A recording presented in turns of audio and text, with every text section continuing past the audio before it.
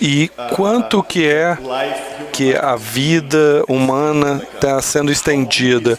Quão profundo é isso que você falou, o hacking da nossa biologia? Você pode descrever alguns exemplos interessantes, coisas que você está vendo agora? Eu acho que a coisa mais importante para saber do século XXI é que estamos entrando na era em que é possível fazer um hack dos seres humanos. Estamos falando de hacking de humanos, contas bancárias, mas a grande revolução vai ser hacking de seres humanos. E para fazer o hacking de ser humano, isso significa entender um humano melhor do que aquele humano entende a si mesmo, né?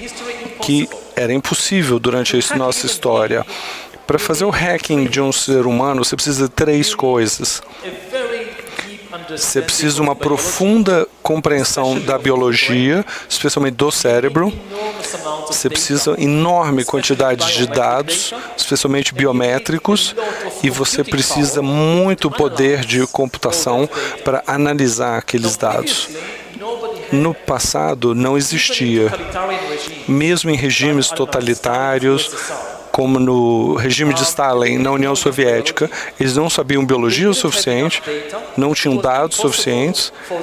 Era impossível para a KGB seguir 200 milhões de cidadãos soviéticos. Não tinham 200 milhões de agentes da KGB e mesmo se tivessem, alguém tinha que seguir o agente da KGB. Então, mesmo os dados que eles coletaram, eles não conseguiam processar eficientemente.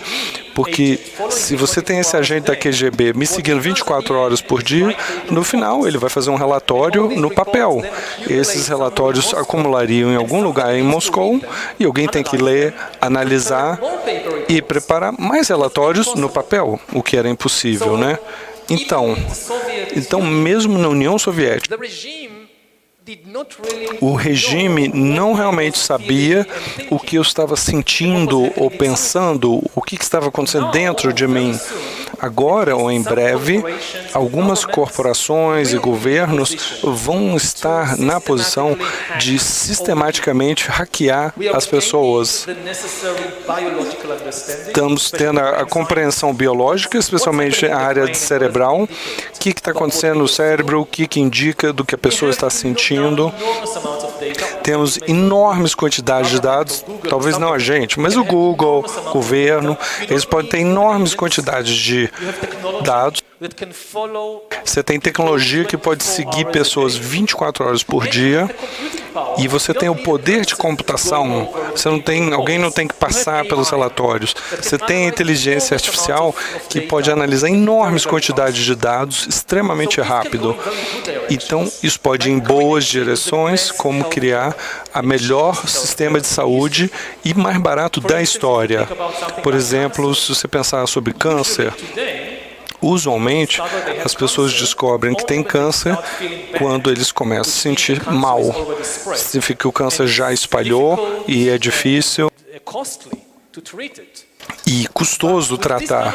Mas com esse tipo de sistema, ele pode identificar bem no começo do câncer. Você não sente nada, mas o sistema, calma, tem algo errado ali. Tem algumas pequenas células de câncer que estão começando no seu fígado, no seu pulmão. E é nesse estágio que é muito barato e muito fácil tratar. Então isso é incrível. Mas a mesma tecnologia, exatamente o mesmo sistema, pode resultar no pior regime totalitário na história humana. Pensa Coreia do Norte, em 10 anos, com todo cidadão usando um instrumento biométrico que segue sua pressão, sua atividade cerebral 24 horas por dia. Tem uma fala no rádio do grande líder. E, claro, todo mundo tem que ouvir o grande líder. Você pode sorrir, você pode bater palmas. Mas o instrumento biométrico está falando ao sistema que você está com raiva. E no dia seguinte você está indo para o Gulag. E isso é algo que o Stalin não poderia fazer. Mas os novos Stalins do século XXI e já tem vários candidatos para esse emprego do novo Stalin.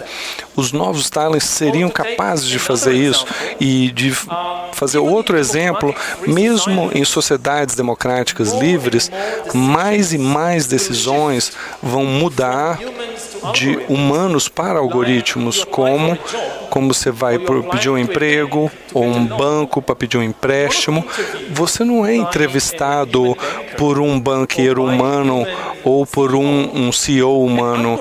Um algoritmo vai lá e passa. Eles não querem saber seu currículo, eles só querem saber acesso aos seus dados. Eles não precisam nem pedir a sua permissão, eles já têm acesso. E eles veem a sua vida inteira, o histórico de vida completo, de muitos anos. E nenhum ser humano poderia analisar tantos dados. Mas um sistema de inteligência artificial pode. E a inteligência artificial é que vai decidir se você vai receber um emprego ou um empréstimo. E aí você vai perguntar, por que não? Qual o problema? E a resposta vai ser, não sei, o algoritmo é que falou. E a gente acredita no algoritmo. Na comunidade europeia, acabou de passar uma decisão de que, nesses casos, é um direito básico humano ter uma explicação.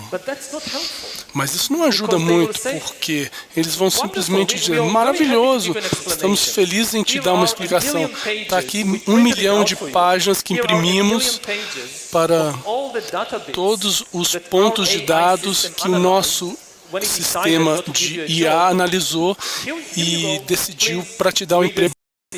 Leia e descubra você mesmo. Isso já está acontecendo, por exemplo, na China. Vários bancos estão usando isso para decidir se vão dar empréstimos ou não. E são tantos bancos de dados. Por exemplo, em que dia da semana você pede um empréstimo? Com base de milhões de pedidos, descobriram que as pessoas que pedem o empréstimo na segunda-feira são menos prováveis em pagar do que quem pede numa quarta-feira. Isso é uma pequeníssima influência, 0,009 do todo. O humano não vai poder levar isso em consideração, mas um IA consegue. Isso é muito interessante. Eu vi um relatório sobre a capacidade das pessoas pagarem os empréstimos e que quem preenche o formulário usando letras maiúsculas não repagam os empréstimos. Eu não sei porquê, mas até isso o IA analisa.